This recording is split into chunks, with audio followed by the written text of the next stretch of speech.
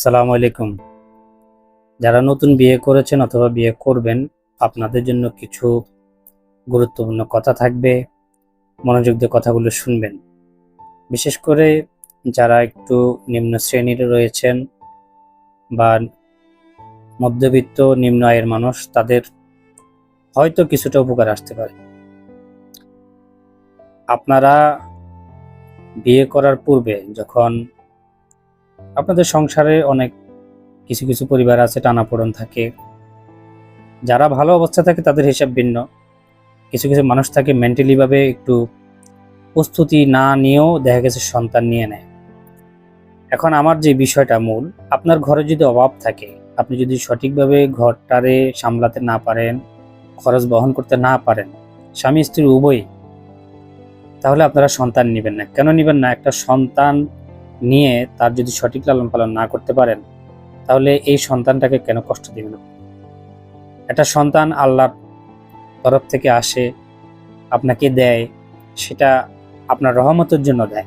কিন্তু আপনি সন্তানটা পাওয়ার পরে যদি তার প্রতি অবহেলা করেন, এটা তো আল্লাহ অখুশি হয়, আপনার সংসারে সমস্যা আরো বেশি বাড়ে। এই কথাটা বলার কারণ হচ্ছে, আমি গতকালকেই একটা জায়গায় আলোচনার মাধ্যমে একটা মানুষের কথা শুনতেছিলাম। স্বামী স্ত্রী উভয়ই চাকরি করে। চাকরিটা হচ্ছে তারা নিম্ন আয়ের লোক, নিম্ন শ্রেণীর লোক।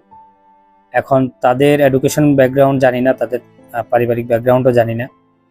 যাতে এতটুকুই শুনলাম যে স্বামী রিক্সা চালায়, মহিলা ওয়াইফ হচ্ছে গার্মেন্টসের চাকরি করে। 7 মাসের শিশুকে রেখে যায় বাসায় অন্যের কাছে, এবং পাশে যারা থাকে তাদের কাছে দিয়ে যায়। বাচ্চা অসুস্থ হয়, তারা ট্রিটমেন্ট করে না, টাকা পয়সা 500-1000 টাকা খরচ হবে সেটা দেয় না। পাশের লোকজন যারা থাকে তারা ওষুধের টাকা দেয়, মেডিসিনের টাকা দেয়। তো আপনি বাচ্চা লালন পালন করতে পারবেন না, তাহলে আগের থেকে কেন ডিসিশন নেন না? বাচ্চা নেওয়ার পরে কেন এত অবহেলা করেন? আপনাদের কাছে রিকোয়েস্ট থাকবে, বাচ্চা নেওয়ার আগে নিজেরা দুইজনে মিলে আলোচনা করবেন, যাতে বাচ্চাটা সঠিকভাবে লালন পালন করা যায়।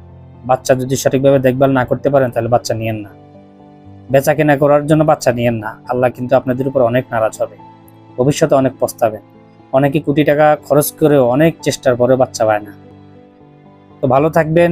যারা বাচ্চা জন্ম দিবেন, অবশ্যই আগে দুজনে মিলে পরামর্শ করে খরচ বহন করতে পারবেন কিনা সেই ডিসিশন নিয়ে পরবর্তীতে বাচ্চা নেবেন। সংসার জীবনটা দীর্ঘদিনের, এটা একটা সুখের জীবন। এটাকে শুধু শুধু অবহেলা করে দুর্ভোগ ডেকে আনেন না। ভালো থাকবেন।